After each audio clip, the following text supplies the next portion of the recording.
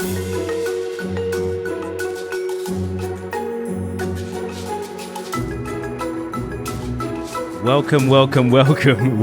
to Problem Busters, episode 2. Ollie, how are you? I'm really good, thanks. And yourself, mate? I'm very good, thank you very much. Glorious, glorious day, full of rain, as it is in Britain. Yeah. Well, hopefully it's a little bit better in France, which we'll find out in a minute, because today I'm really pleased to say we've got Nik Haidar with us, who runs a business growth consultancy now out of France that works with tech companies called 423. Welcome. Thank you very much. And I can share with you that it has rained non-stop in northern France all day and all of yesterday, in fact, as well. And I believe it will do the same tomorrow. So just to make sure we're all in the same boat there. We are all in the same boat. And in terms of our topic, what we generally ask to begin with is what is the problem that you can see that needs solving, and why is it a problem right now? So as a glass half full person, I don't like to talk about problems. I like to talk about challenges and opportunities and all that sort of stuff. But basically, as you said, Ollie, what I've been doing for the last 8 years is working with vibrant, ambitious, typically small technology companies who want to grow. And have really enjoyed doing that. And as part of that, we've had a lot of experience with companies who saw London and the UK as a trampoline into European markets. So we've worked with a cybersecurity company, we worked with a travel tech company, artificial intelligence was another one, and all of them kind of followed a similar trajectory, which was if we can start in London and you can help us start there, that's a really good base for moving into the European Union, which is 500 million consumers and a really exciting technology market.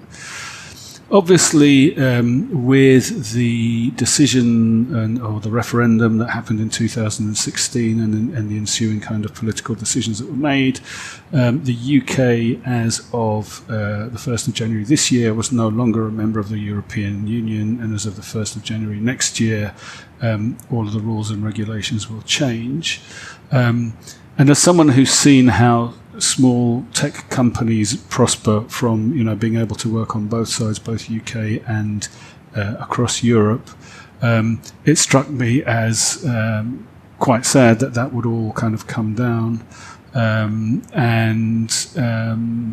Having listened to a few people talking about the fact that whilst political decisions have been made, the country has made its choice, there are still links that need to continue to be forged and maintained between schools, between twin towns, between NGOs that work together. And it struck me that as somebody who works with in the sphere of kind of commerce, that somebody needs to do something to help. Not so much the larger organisations, the big banks, the PLCs all have enough shock absorbers in their systems to be able to relocate staff, relocate buildings, relocate operations. But the smaller businesses, and in I think 2019, the UK exported something like £93 billion worth of services into Europe. The smaller businesses aren't so lucky. So some of them will just have to close down operations, but for some of them, I think it will be a major hit. If you couple that with the fact that all of us, are dealing with a pandemic at the same time, that felt like a problem that needed some kind of attention. And from a personal perspective, I believe fundamentally and fervently in international cooperation. I believe also that European businesses still want to work in London and in the UK.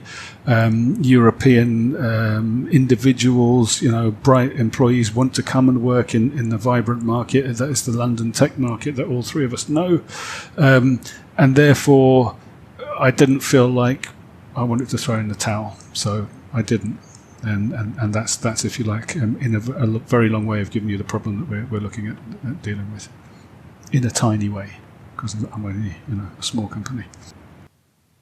And what did you do? Because you found yourself living in London very early this year, am I right? Yeah. So as someone who takes this very seriously, both from a personal and a professional point of view, I've obviously been studying what went on politically over the kind of the 4 years between the referendum on the 23rd of June 2016 and the ultimate kind of exit from Europe at the end of 2019. I've been trying to understand the impact that would have had on my business, on my clients, and therefore by extension on other businesses that are in the kind of same technology sphere. I felt that there was, as we all know, the whole Brexit debate is a very divisive one, we have to put aside whichever side of the fence we were on with that particular debate and talk about the fact that it has happened, it is real.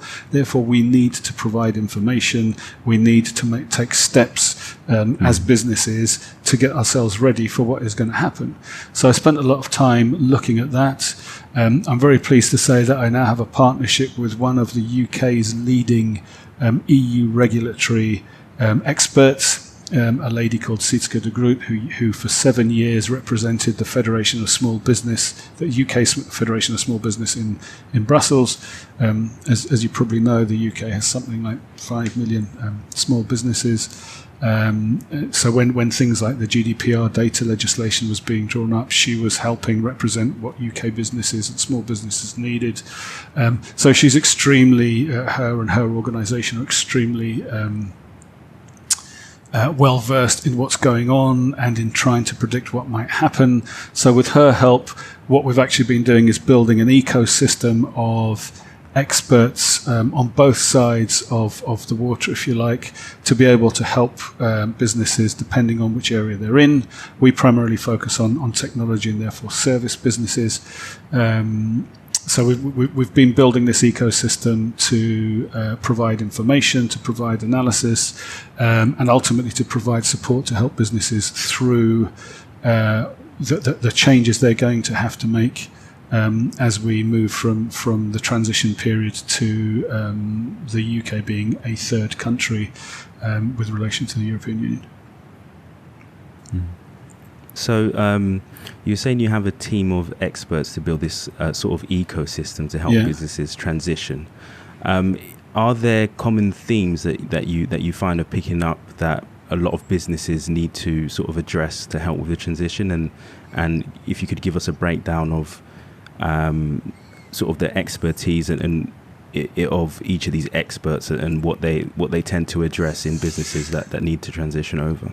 So what we've looked at is if we think about technology companies, the kind of things that they do. The first thing is that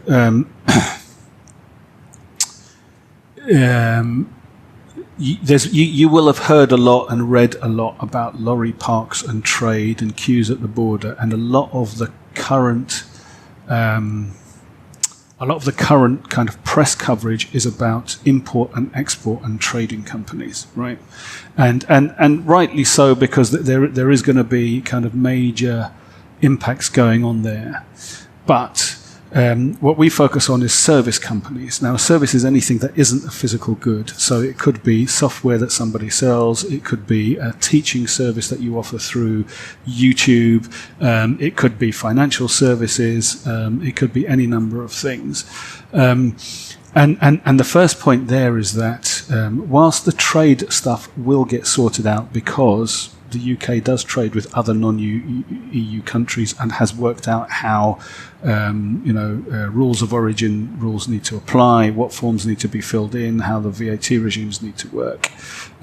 There will be delays because there's a huge, 70% of our food imports are coming from the EU, etc., etc. That's all going to have to now go through a level of regulation and customs and documentation. So hence all of that lorry park stuff.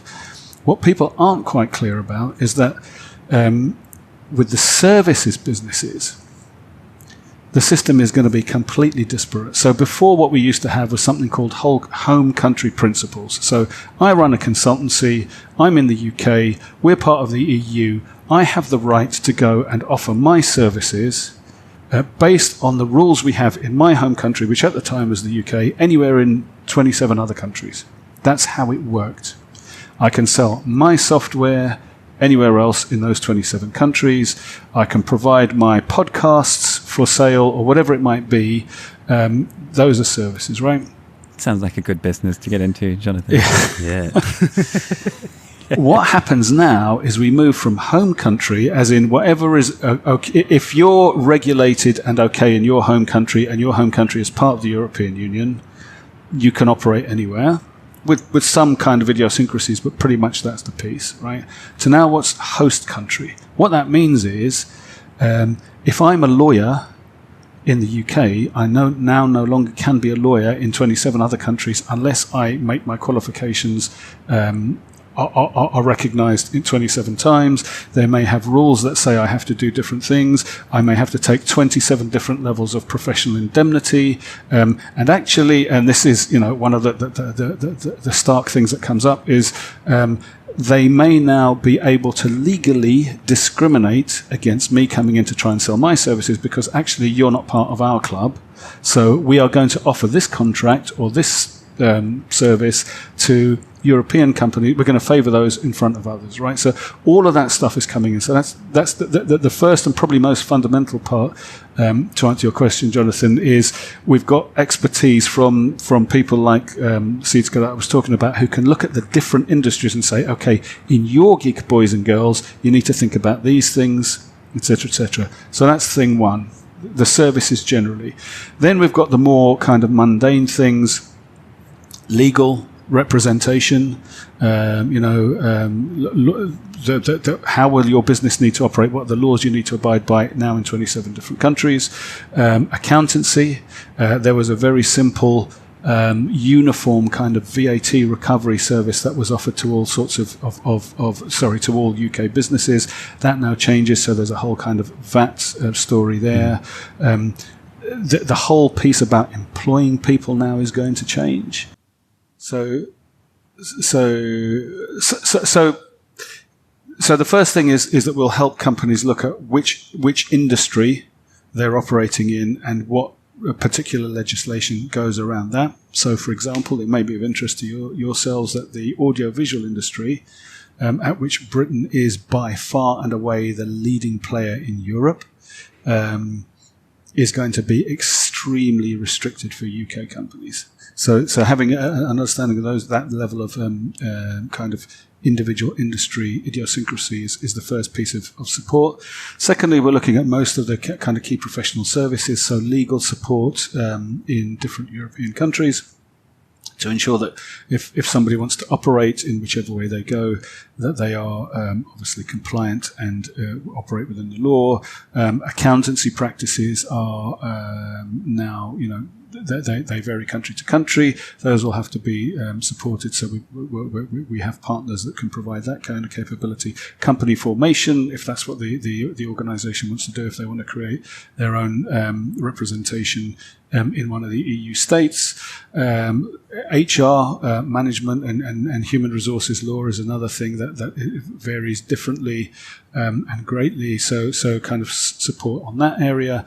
Another thing that actually I think a lot of UK businesses may not be aware of is that GDPR regulations, whilst the UK has said they will continue to adhere to the regulations around data protection, GDPR.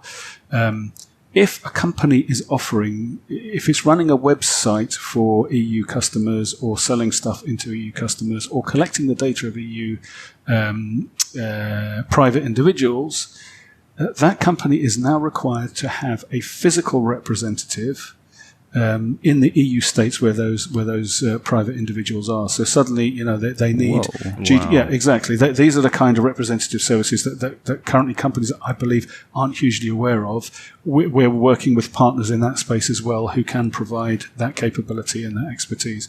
So it's very much depending on what the business is and the industry they operate in, it's quite specific. And what we're trying to do is say we're not experts in any of it, but what we can do is provide the expertise in all of it.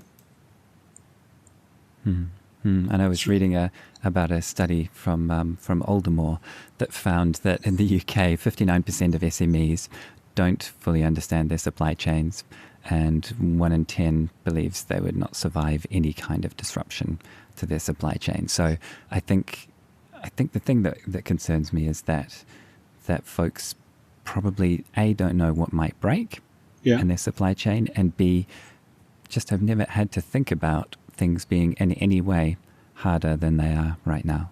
Yeah. I think it's been really hard for UK SMEs. If you think about what they've been through, I'm reading currently now that the UK government is saying they've all got their heads buried in the sand and they're not ready, and only 30% of them are ready, or whatever else.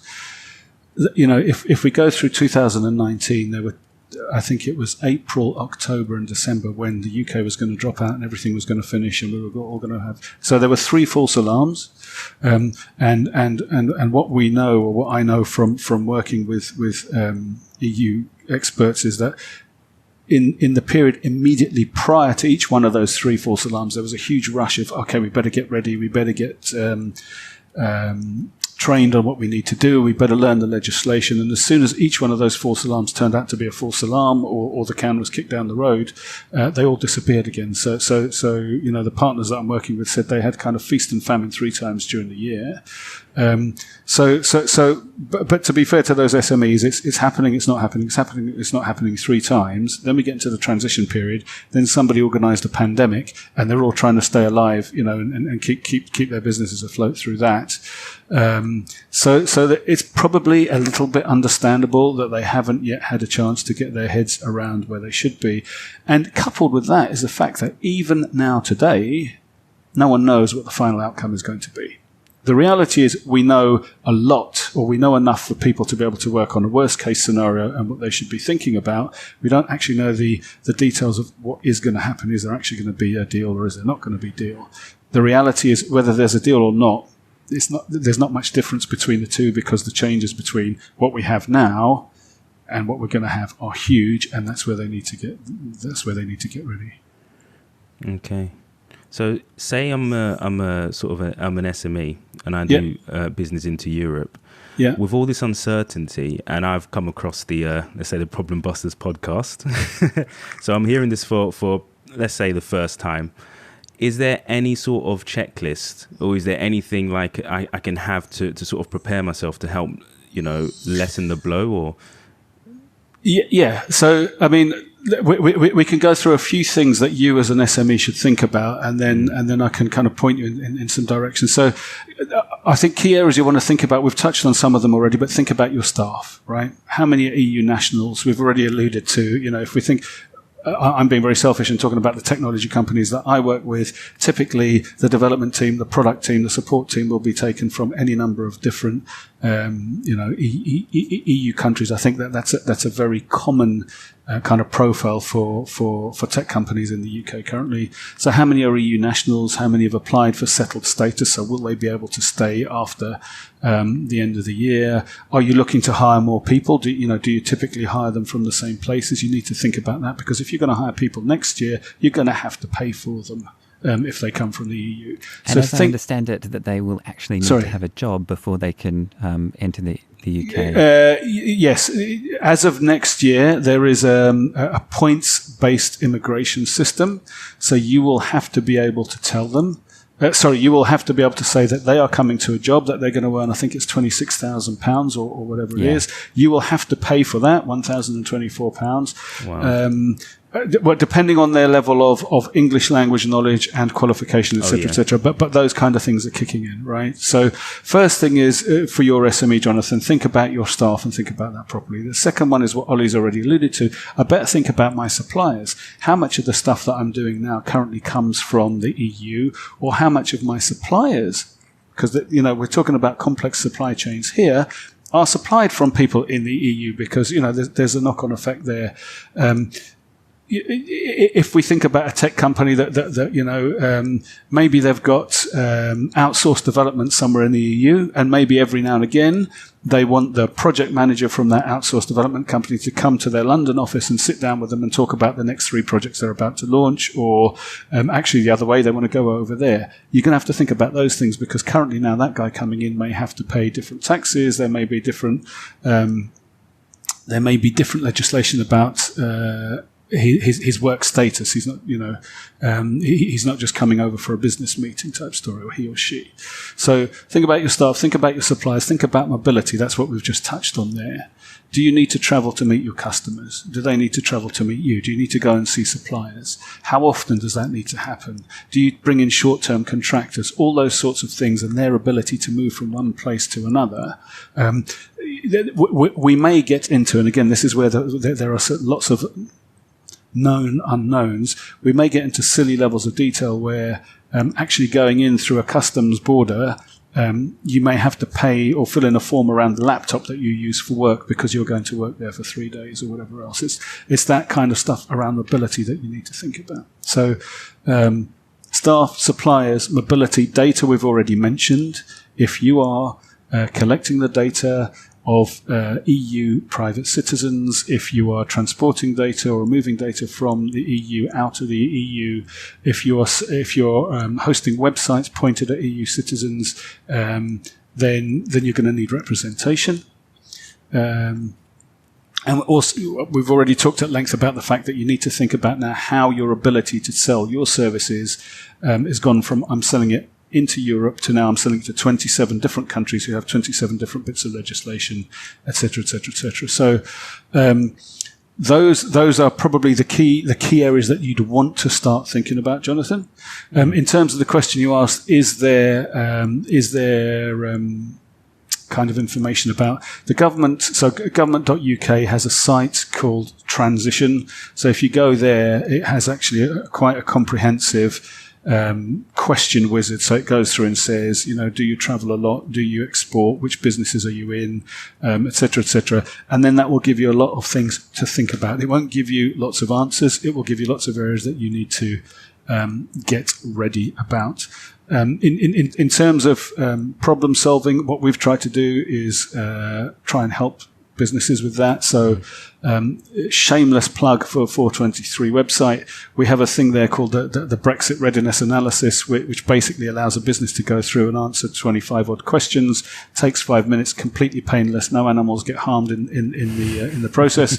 And then we'll go back with a free report which says, okay, these are the areas that you really need to think about. The other thing I think that is probably worth calling out is that we've spent quite a lot of time pulling together sources of information on Brexit, because it's not just UK government information. If I'm selling into Greece, I better know what the Greek government is going to do or thinking or whatever else. So I don't know if you can find it anywhere else, but we have definitely put up the links to all of the 27 EU states' own Brexit guidance, plus the government stuff, plus a whole load of other sites. So on 423.com, I think we're not very bright at marketing, so we've just called it Sources of Information on Brexit. There's a whole list there that people can look at. Yeah, I've had a look at the website. It's really good. So if you make your way over there and you click onto there's like a Brexit guidance area as well. You can fill in some of the forms that Nick spoke about. We'll drop it in the show notes, and we'll also host it on our website, so people can go through and get ready. So would you, as a small business owner in England, would you be thinking it's time to just get out of business because the next couple of years is going to be too hard, or is that too simple? There is, as a glass half full person, Ollie, I think there's a kind of my belief, and it's not just my belief, is that out of chaos there is opportunity. Right, within chaos there's always opportunity, which isn't to say that things are going to be total chaos, but there is definitely going to be change. I think out of that change, as we all know, it's not survival of the fittest; it's survival of those that are most able to adapt. Is what the world is really about. So I think there will be a lot of things that change. That change. I don't think it's going to be easy. I don't think there's any sugarcoating here, and I do think that businesses have to take a long, hard look at what they. Especially in the wake of the pandemic that we're all still living through. Let's be honest, we're not out the other side yet, except for maybe you Kiwis. At least until next winter, right? Yeah. So each business has to look at the position they're coming out of, or they, where they are, where COVID has left them, what they can do, what they still want to do, where the appetite is, what they're about, and what they want to do for their customers. But I also don't think we should be completely bleak.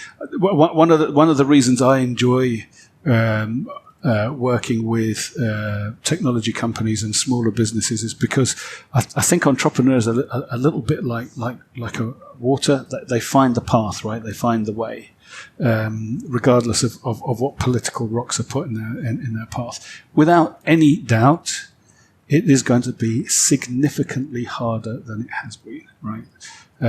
The best trade deal, or if you speak to people that look at trade deals, the best trade deal ever done was CETA, the Canadian-European Trade Agreement, that was done and took over 7 years between Canada and the EU, and that is light years behind what we have now. So in terms of ease of kind of frictionless trade and all those things that you hear, it is going to be a lot harder. Is it going to be impossible? No, it's not going to be impossible. Can businesses still work? Yes, they can. Will they be able to do exactly the things that they were doing before? No, I don't think so. So you're absolutely right. They're going to have to think about those things. But I think there's no reason to throw in the towel. There is reason to look at it, to think about it, to get informed and educated, and then to make rational decisions, which is pretty much what every business owner has to do on almost on a daily basis. As a consumer now, if I'm just let's say Johnny, the consumer, walking down the road, how likely is this is Brexit going to impact me as a consumer? So you can sort of give us an example from a technology standpoint, if any services that we use from the EU, or just in general in a different industry. So there's some kind of oblique and more immediate things that we could talk about. So the oblique ones would be that, right now you want something, you guys probably go on some really, really cool websites, but most people will go on Amazon and order what it is that they want. Maybe they want a kind of stool so that they can have proper posture when they sit at their desks. People do that sometimes. Some people even invest in ridiculous standing desks. Indeed. Yeah. Right. So Amazon, obviously a huge company with loads of lawyers and loads of researchers and all the rest of it, has worked out what's happening. And Amazon has now, before, what used to happen is if you were a UK supplier, or a European supplier, they put some of your kit or some of your product in European warehouses and some in UK warehouses. Now they're saying, no. UK stuff in UK warehouses, European stuff in European warehouses. So what does that mean? That might mean, Jonathan, that some of the, if we were looking for that amazing telescopic desk, and if we were looking for that amazing telescopic desk and it happened to be an Italian designer that made it, maybe Ollie won't be able to buy it anymore. It's things like that. Okay, wow. So there's no point me going into the queues at the border and Kent being a lorry park and all of that, because everybody else is going on that horror story for you. But there are other tangible things that you might need to think about. They're really silly things like, if you want to go on holiday to the European Union, you can still do that. You'll have to stand in a different passport queue because you're not in the EU citizens one anymore. But I just like that so much because I felt so smug when I got to the UK with a UK passport. And because as someone that grew up outside the Union and on the other side of the world, I really understand what it's like to come from a place that's trying to sell the apples to everybody else, and is coming up against the apple growers of England and France that are preventing New Zealand apples to come in, right? And so I really appreciated it when I got here, and I was like, so basically I get on a plane and I arrive in Greece and then I sit on the beach, and there's very little in between. And I find it really difficult to imagine that changing, if I'm honest. Yeah. So other than that queue, now it's silly things like if your passport's only got 5 months left on it before it expires, you won't be able to travel, right? I think the other way, everybody in Italy, for example, has got what's it called? identity card. They were able to come to the UK with just the identity card, not the passport. Passport's a bigger deal in Italy and France than it is because everyone's got an ID card. Now they're going to have to show their passport, so that kind of hits them. The booze cruises, let me take a white van and go to Calais and fill it up and come back.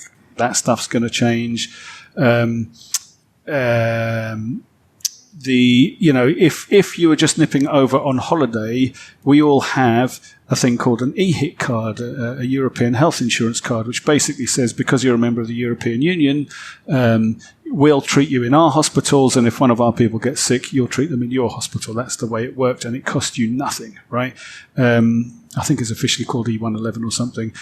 That's all gone now, so you're going to have to take out health insurance or get a big bill and et cetera, et cetera. So there are a number of different, both directly tangible and less tangible things that are going to...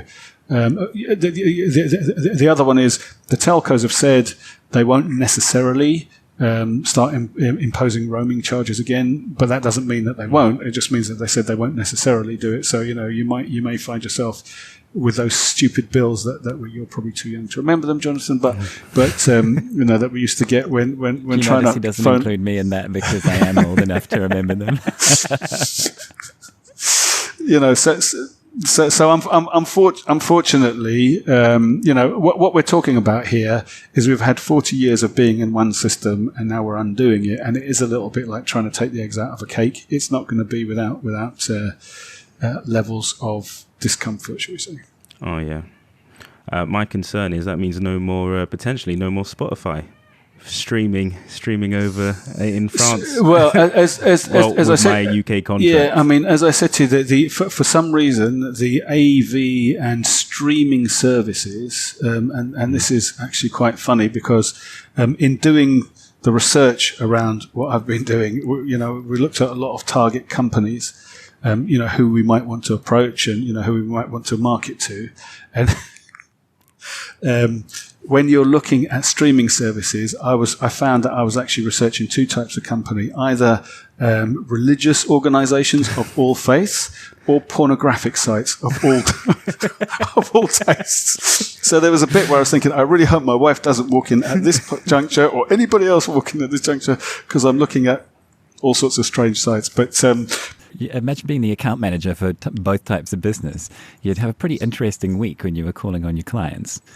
Both ends of the spectrum. Yeah. If in terms of problem solving, one of the problems that I think was hardest in my career to solve was I was working at a telco that was giving out number blocks, and a number block wasn't properly assigned, and a religious organisation was given was given a number which was actually a sex line. So you try and fix that problem. That was a hard one to fix.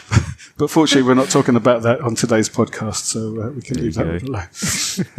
What's the mood like in France regarding what's happening in the UK and the Brexit scenario that we're working through? COVID and keeping the economy running is kind of highest on everybody's agenda by a long, long way. So what it was like last year, I don't know, because I was based in the UK then. But it is still kind of surfacing, and there's a level of incredulity at some of the things that are going on, some of the votes that have recently been taken in Parliament. They're trying to make sense out of things like everyone's sticking their heels in around fishing, et cetera, et cetera. So, but there's also a bit that I think Europe is a little bit moving on. They're kind of... they've accepted that this is happening, that this has happened to a great extent. I think France is being slightly more, if I read the reports correctly, slightly more, I was going to use the word intransigent, I don't quite mean that, but slightly more hard line in some of the negotiations in some of the other countries.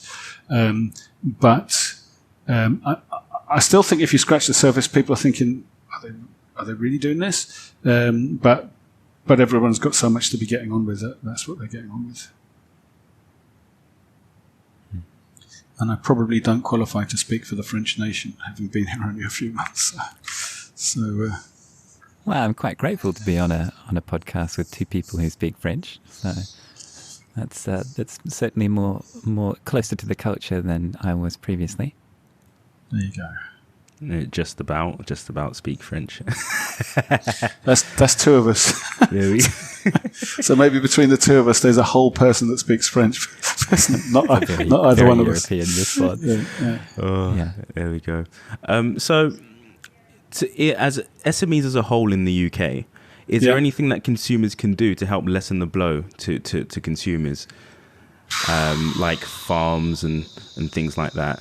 I'd imagine they'll get hit pretty hard. That's something that I hadn't really pondered a lot, Jonathan. Is there anything that consumers can do?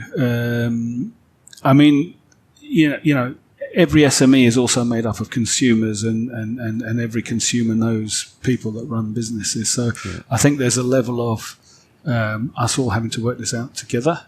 There's probably a level of patience. Why can't I get that anymore? Because why is it taking so long? Because I think that's an interesting question. Yeah, I do it in the sense that, for example, there's a lot of sellers on places like Amazon or eBay and stuff like that, and rather than would it be help to say, okay, well, it will take maybe, I don't know, a bit longer, or it's a bit more expensive to get it from the UK, to just prefer to buy in the UK to sort of help these businesses survive that transition and get their sort of, I wouldn't say the supply lines, but just, you know, help that turbulent period for a while. Yeah, I mean, to an extent, I think you're right, but I'm old enough to remember in the early 70s they had a kind of Buy British campaign. And I think a lot of countries are doing the same now after COVID. They're all trying to, you know, heavily promote, understandably, you know, their local industry. But there is a bit where actually the market kind of, I'm not talking about completely unregulated markets, but a regulated market does find its right place. And if the right products are coming from, you know, if consumers want a quality that is only available from, you know, say Italian consumers only want a product that is only available. Just take Scotch whiskey, for example. I was just happened to be in the supermarket the other day and was amazed at the amount of malt whiskey, not just kind of standard stuff that you get, but proper decent malt whiskey. You know, if consumers are going to want that, and we hope they will, then it's probably good that they keep the levels of demand up, so that, you know, the exporters or importers or the technology companies and developers find ways to do that. So you heard it here first, folks. If you want to support your local industry, you need to drink more. Or did you have a slightly bigger point to make? It may have been a bigger point, but let's go with yours, Ollie. It's easier to fathom. That's all good. See, that's very interesting. I wasn't around with the sort of Buy British sort of campaign. That was a long time before I was even I was even around. So I think that's quite interesting to see, to have that sort of perspective on when a particular narrative is pushed, and just to see how that tends to sort of, well, everybody just ends up buying what they want anyway, if that makes sense. I mean, as people, my life, or a lot of my professional career has been around product. I'm a big believer in, you know, the product isn't good because it's French or Italian or English. The product is good because it's been properly thought through by people understanding the people who are going to use it. What problem is it solving? Because that's what products are about. And therefore, I'm a big proponent of, you know, the right product has to win, not just because it's got a different flag on it type thing. So I think I'm always going to go that way on that question. Fair enough. And it's interesting, you know, I just touching back on the Buy British, it's been huge in New Zealand over the years, Buy New Zealand Made. It's also been quite big in Australia. I can see the stickers and the logos for each of those campaigns because they've run my entire life. Right. And it's a big deal because people have, in a different sense to Europe and England, have seen the influx of Chinese goods particularly, but goods from all across Asia, right? Whether it's from Japan or elsewhere. and they've seen how that's affected the local market. And so there's this understanding that, if you buy local apples, if you buy local anything, then you're supporting the team, and the team is small, and we've got to stick together. I wonder if we're going to see a bit more of that camaraderie, not just because of the Brexit situation, but also, like you were saying, Nick, because of what's happened with COVID, and people getting a bit of a jolt to realise the value of the community to them, and then to the community.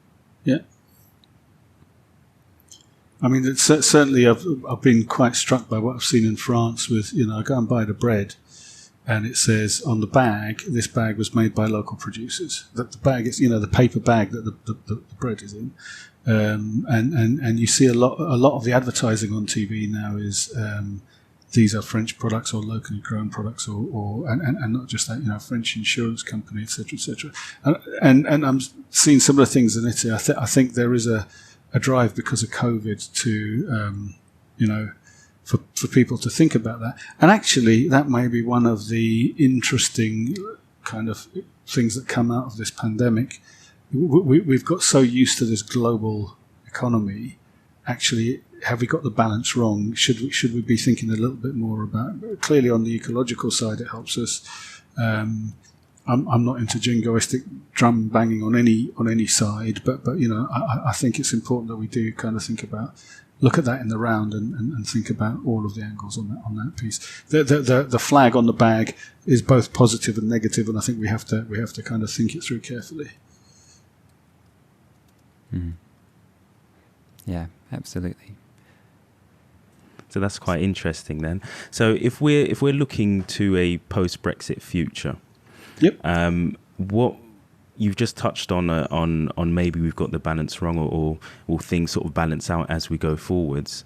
What is your view? Is it likely we're going to sort of go back into the EU, or are we? I guess we can only plan for what's happening, which is Brexit. But what are your views on a post-Brexit landscape?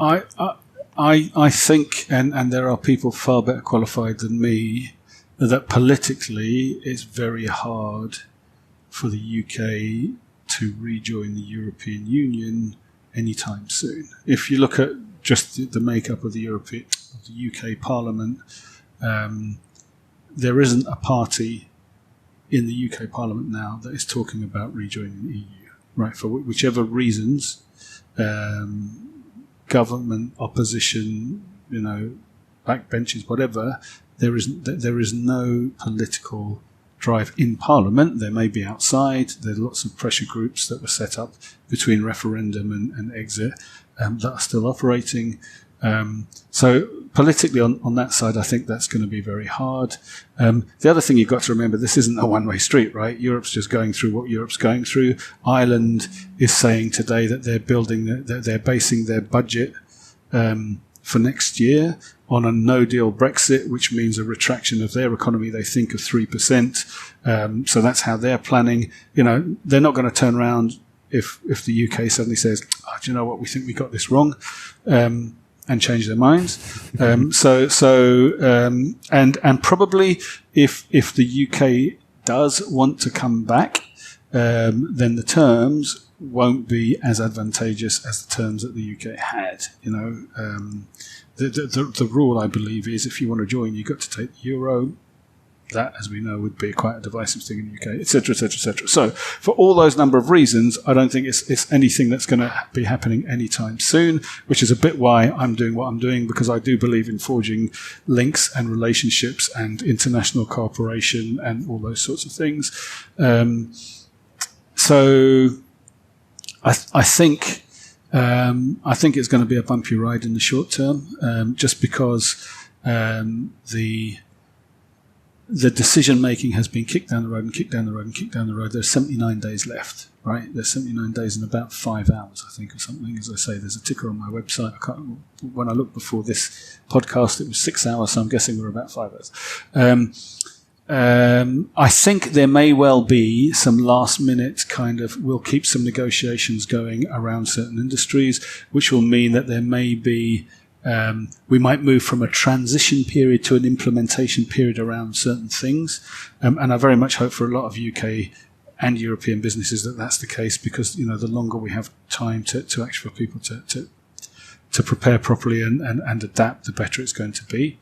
And obviously, the other unknown is how this pandemic plays out for all of us. So in the short term, much as I keep saying I'm a glass half full person, I think the watchword here is people have to prepare, people have to get informed, people have to think about it. There are going to be changes, there are going to be bumps in the road, there are going to be things that we used to do that we can't do, so you better bloody work out what those things are or how they affect you. Okay. Yeah, and I guess the first step of getting informed and knowing what to do is to go to 423.com. And, there could be worse ways of doing it. But what we've tried to do with all of these things is we are not the experts, but we know where the experts are, and we would like to bring you to the experts. And which expert you need depends on which business you're in, what problem it is you're trying to solve in the theme of this podcast, and take it from there. Awesome. It's quite interesting looking at the international perspective, because I think that folks from outside of the EU and the UK don't realise just how much movement and trade and interaction there is between the countries, and especially folks from the States. You leave the States once a year, twice a year. You don't have a long weekend in France. It's just a very different proximity, flying across from coast to coast. Maybe you do that a couple of times a year or down the country. But, and it's just such a fascinating situation for me, because I didn't move to the UK, I moved to Europe. Mm. That's exactly how I thought about it, how I talked about it. I'm going to go over to Europe, and things seem to be happening over there. Yeah.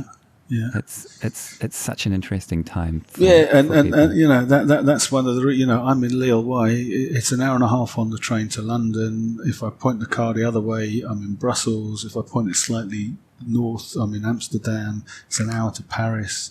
And it's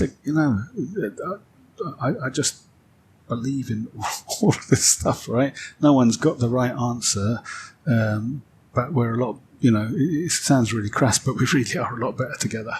And what we're trying to do in terms of problem solving is try and keep some of this together. That's what we're trying to do. Awesome. If you could recommend one book or TV show or movie that you've come across recently that inspired you, what would that be? Or maybe a couple, if you fancy. Yeah, I saw that question. I thought that was a cheeky one because there's so many, and I wasn't quite sure. If I'm talking about business, so what's it? It's on my shelf there. The autobiography of Andrew Carnegie. Andrew Carnegie, who was went to the States from Dumbarton, I think it was, in Scotland, at the turn of the last century, and was, other than a hugely successful businessman, there's always a little bit of in the right place at the right time, but there's a level of principle there. And somebody who was a real mentor for me, and probably the best boss I ever had, gave me that book. And I'm not sure if it kind of changed my life or anything, but it, a lot of the principles and the belief that you have to do the right thing for people and business has to be ethical, I found hugely inspiring. Also, the fact that where I grew up in North London, the local library was financed by him and his Carnegie Foundation, because that's where he put his money back into his riches into helping develop education in Scotland, where he was from, and elsewhere. So that would be one. As somebody who it's funny actually. So when I was come to France, I got a huge library of books at home and lots of business books, and I'm just looking and see I'm being consistent, because the ones I've brought and are on my bookshelf here are the ones I'm calling out to you. As somebody who believes in any business is only as good as the people that are in it, and you have to look after the people, there's a brilliant book called Drive by Daniel Pink. which is about what motivates people at work, and it's not money. Money is part of it, but it's not money. And I really enjoyed that book and learned a huge amount from that. But it would be absolutely remiss of me as a Lebanese person not to say that the book everybody should read is The Prophet by Khalil Gibran for two reasons. One, it's a brilliant book, and two, actually, he was a friend of the family, or he was a friend of my great uncle. Big friend of my great uncle, so a little bit of reflected glory there, and plugging the Lebanese flag there, which is what I said we shouldn't do, but we'll make an exception on this podcast if that's part of the flavour of the continent, right? Absolutely. And as somebody who lived in Australia for many years, I have enjoyed the flavours of Lebanon for sure. Good. Yeah, one of the first things I had to do when I got to Lille was just find out where I'm going to buy my tahini from and where all the Lebanese shops are. But fortunately, we found them. And my daughter's in Spain at the moment, and she found a couple in Sevilla as well. So we've been swapping pictures. Look, we're everywhere. So if you could point out a recipe for folks to have a look at for Lebanese food, particularly vegetarian food, right? Because you are vegetarian these days. Yeah. What would it be? I'll tell you what I have for breakfast, which is the simple. It's not a recipe. It's just a really simple but perfect meal. You get tahini, and then you go and get I think it's pomegranate molasses. You put the pomegranate molasses. It's a little bit like the Lebanese version of peanut butter and jelly that they have in the States, but infinitely better because I'm prejudiced. You put those two together, you mix them up. It's an absolutely perfect way to start the day. And you eat it with a bit of bread, Lebanese bread, obviously. Is there another bread? But that would be a quick one. Other than that, we could be here for hours while I go through my mother's repertoire already. So we'll start with that. And if we do a Lebanese recipe podcast, I'll be very happy to oblige. Wonderful. Right, I think we better stop because everybody's going to be hungry right now. I love pomegranate. Good. Yeah, honestly, try it. Tahini, we call it dibs rumman, but it's pomegranate molasses. Mix it up so it just changes colour. Dip your bread in it. Tell me if the world doesn't end right there. Awesome. All right. Thank you so much for being on the show. And, cheers, guys. Thank you for inviting me. You're welcome. Listeners can contact you at 423.com. We'll put the link in the show notes. And you can follow the Problem Busters podcast on Instagram, LinkedIn, and Facebook at Problem Busters. So pretty simple. Search us, find us, follow, like, subscribe. And until the next time. Beautiful.